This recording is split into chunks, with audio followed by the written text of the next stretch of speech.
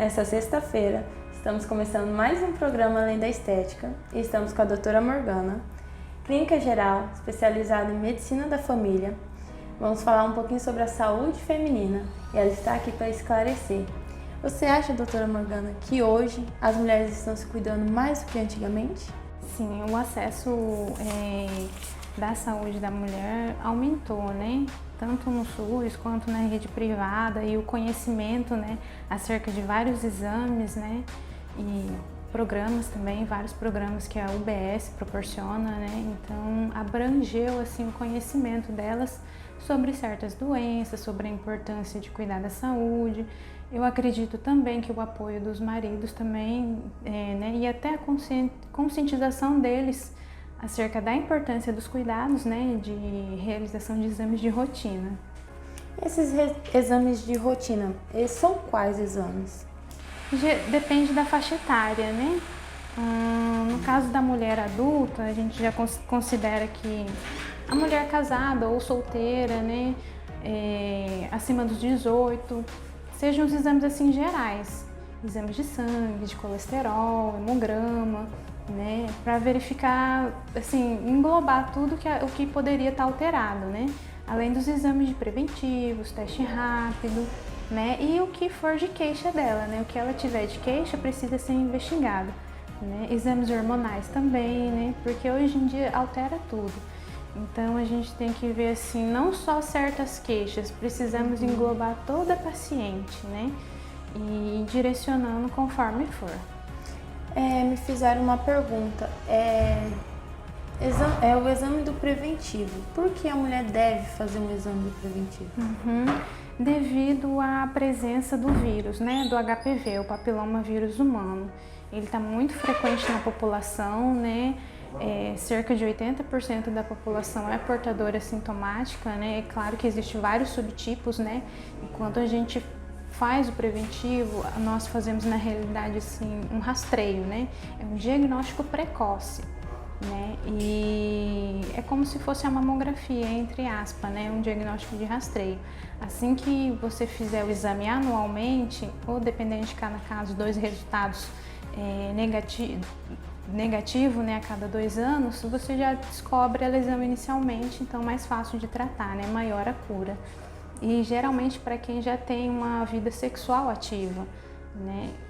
Pelo SUS a gente recomenda geralmente dos 25 anos em diante, né? Moças que já têm atividade sexual, não necessariamente precisa fazer os exames.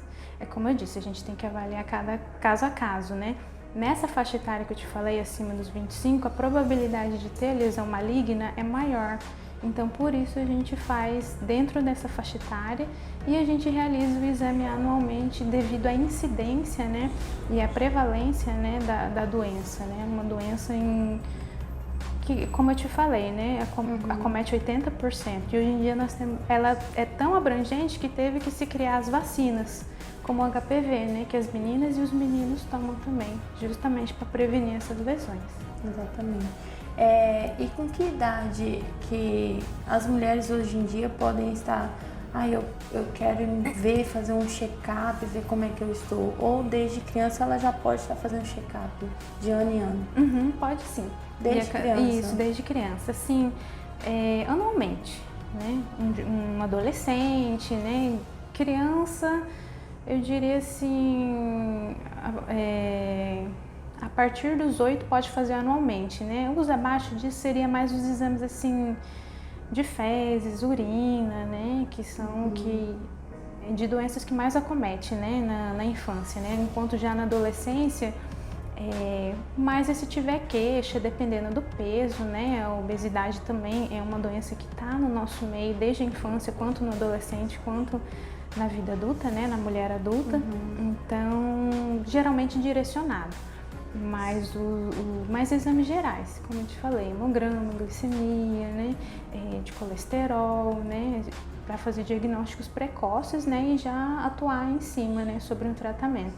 Foi bom a senhora ter falado sobre a obesidade, porque hoje em dia o pessoal acha que é só fazer os exames e tá tudo certo. E não, né, tem alimentação, tem que fazer exercício físico, tem mais algo que faz esse pacote todo para poder cuidar de uma saúde bem estabilizada?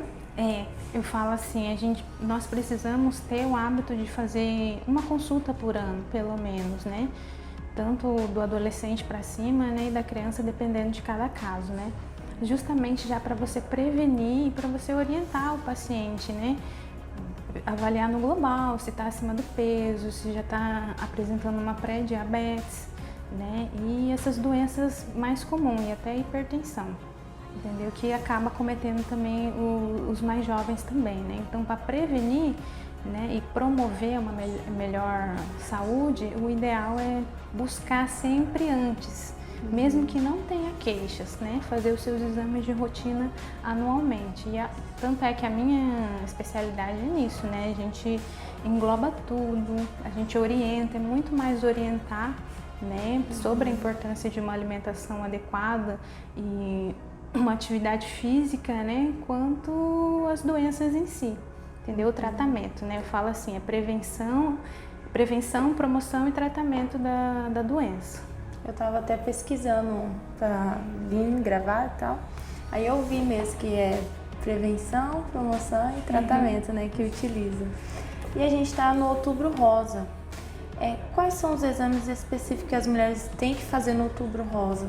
Geralmente a mamografia e o preventivo, mas a gente dá mais ênfase à mamografia, né? Porque o Outubro Rosa ele foi criado devido ao câncer de mama, né? Surgiu em Nova York com a corrida, né? Tanto é que foram duas irmãs, uma delas teve câncer e a outra começou a promover eventos, né? Para que outras indústrias pudessem colaborar e a ponto de conscientizar a população, toda a população, tanto homem quanto mulher, a existência da doença e a importância de um rastreio, né? Rastreio para quê? Para diagnóstico precoce. A gente fala em prevenção, mas na realidade a prevenção é uma prevenção secundária. É quando você já descobre a doença, porém numa fase inicial, né? Com uma alta chance de cura, né? Mas a gente prioriza também a prevenção primária, quando a doença não está instalada. Então, assim, a gente também gosta de, dentro do Outubro Rosa, conscientizar a mulher da importância do cuidado da saúde, né? Principalmente aquelas que têm sobrepeso, que têm pressão alta, que têm diabetes, porque não sei se é um mito, né? Mas muitas pessoas falam assim, poxa, por que eu tive câncer, sendo que na minha família não tem? Né? A gente leva em consideração os fatores genéticos, mas assim, é 20%. Alguns especialistas alegam que é 20% a causa do câncer de mama, né? E os outros restantes é o estilo de vida, são os seus hábitos. Então, para você ver a importância de cuidar da saúde, né? De se prevenir, justamente para não desenvolver a doença. E tem algum sintoma que a gente sente no câncer de mama? Algo nítido assim que tem como sentir? O principal deles é o nódulo, né? É o famoso caroço, né? Que a gente sente na mama. Mas tem como diferenciar ele do que a gente já tem, a mulher em si própria já tem, né? Uns nódulozinhos. São nossos ductos, né? Ductos lactíferos, né? Aí a gente já tem como diferenciar eles? Sim, é por isso a gente comenta bastante da importância do autoexame. Em que sentido? Não no sentido diagnóstico, mas para a mulher se conhecer o seu corpo, conhecer sua anatomia, as irregularidades da mama, né?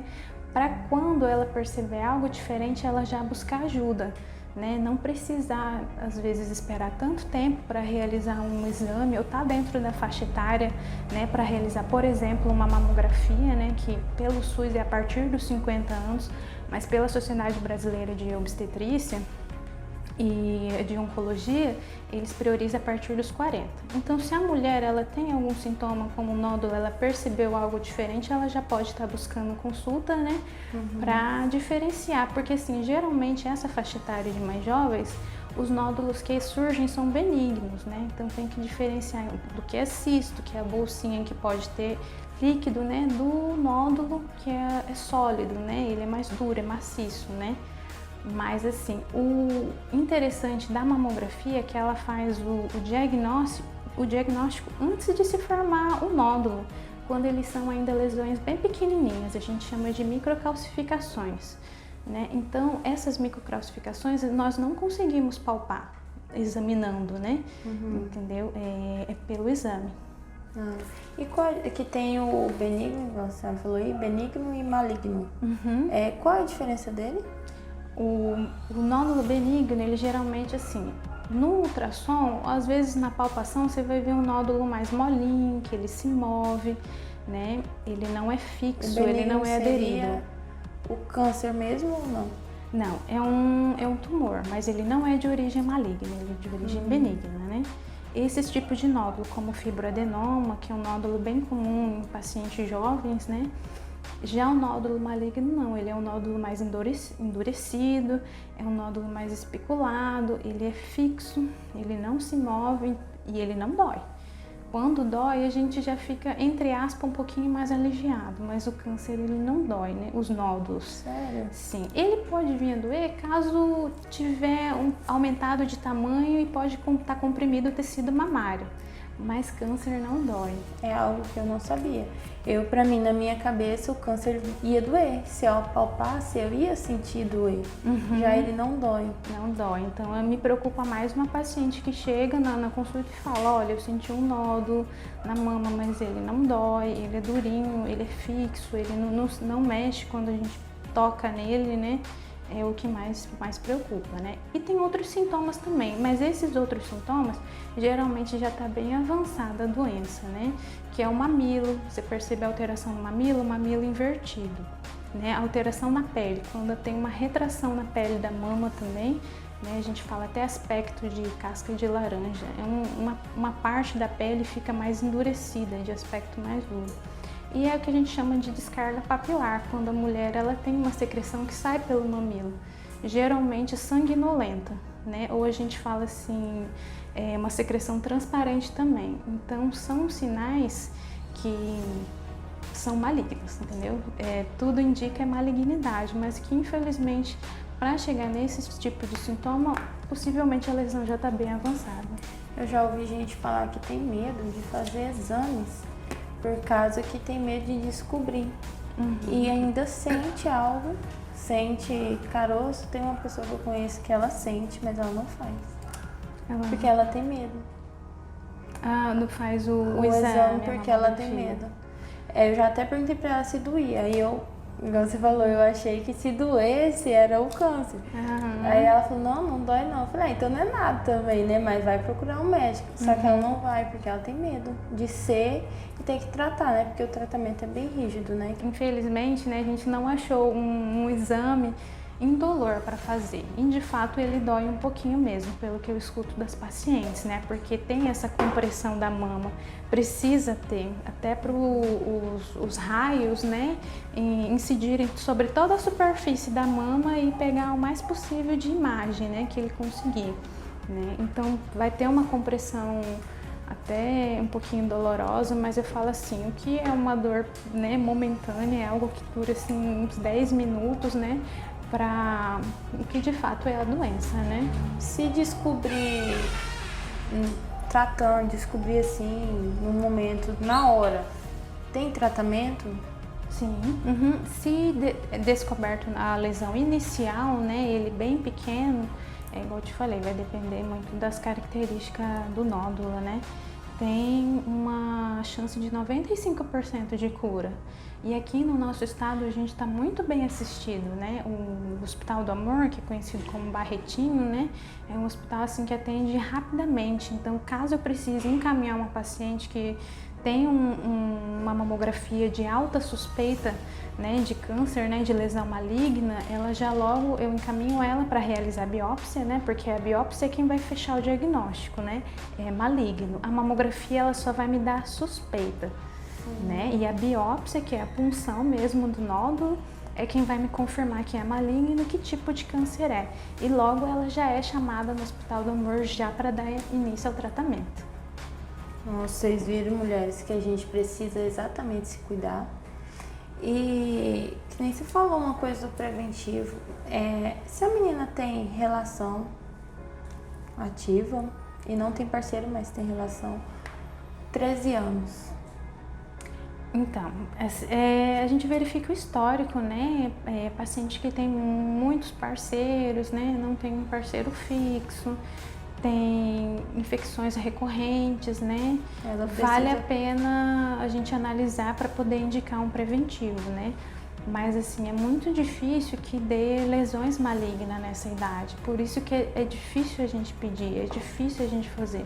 Claro que tem um caso isolado a outro, né? Na medicina nada é 100%, né? Existem as exceções, né? Mas, como eu te disse, é mais difícil. Essa idade quase não apresenta lesões malignas. Pode apresentar uma lesão, uma atipia, mas a gente faz um acompanhamento semestral para não fazer assim um exame invasivo, né? Que é a colposcopia, né? Ela vai olhar o colo, né? Quem for realizar o exame e vai coletar, né? Vai coletar essa lesão e vai avaliar, entendeu? Quanto que ela atingiu o tecido do colo uterino. Me perguntaram também novamente, teve programa anterior que eu já falei sobre o anticoncepcional, mas me perguntaram novamente na caixinha de perguntas que eu deixei no Instagram, se eu comecei a ter relação e eu tenho 13 anos, a faixa de idade, eu posso estar tomando qualquer um, chegar na farmácia e tomar qualquer um? Não. Tem que fazer uma consulta médica, porque existem as contraindicações do anticoncepcional, né? Paciente que teve ou tem um histórico de trombose, tem um histórico de CA, né? De câncer de útero de mama na família, quem tem enxaqueca com aura, né? E por aí vai, pressão alta, diabetes, dependendo de cada caso, não pode fazer uso de certos tipos de anticoncepcionais, né? Então, assim, quem vai avaliar toda a situação é o médico, para poder indicar qual é o certo. Eu ouvi um assunto que fala assim, eu tomei muito tempo anticoncepcional, tenho medo de me dar câncer. Acontece? Olha, alguns estudos, né, eles na realidade não conseguiram confirmar, mas aquelas pacientes que fizeram uso prolongado de mais de 20 anos de anticoncepcional, tem esse fator de risco, entendeu? A terapia, né? Mas aqueles que fizeram um uso muito prolongado, né? Desde muito jovem até mais velho, e às vezes não tinha tanta necessidade, porque nós mulheres chegamos a um certo ponto que a gente já não ovula mais, a uma certa idade, né? Não tem por que usar anticoncepcional a partir daquela idade, então se torna mais risco do que benefício, né? E existem outros métodos que a gente pode empregar que sejam seguros para aquela mulher. É que nem eu citar novamente esse caso. A amiga minha, ela tem o DIU e ela toma anticoncepcional. Nossa, fala pra ela que ela não precisa. Porque o DIU, como foi a explicação que eu sabia também, teve no programa passado, o DIU ele é sem hormônio, no caso. O DIU de cobre, isso. Que é o que é colocado no SUS, não é? Isso, que nós colocamos aqui, né? A enfermeira Michele, o Dr. Éder, né? E outros profissionais, né? Eles inserem o DIU de cobre, que é o DIU de 10 anos.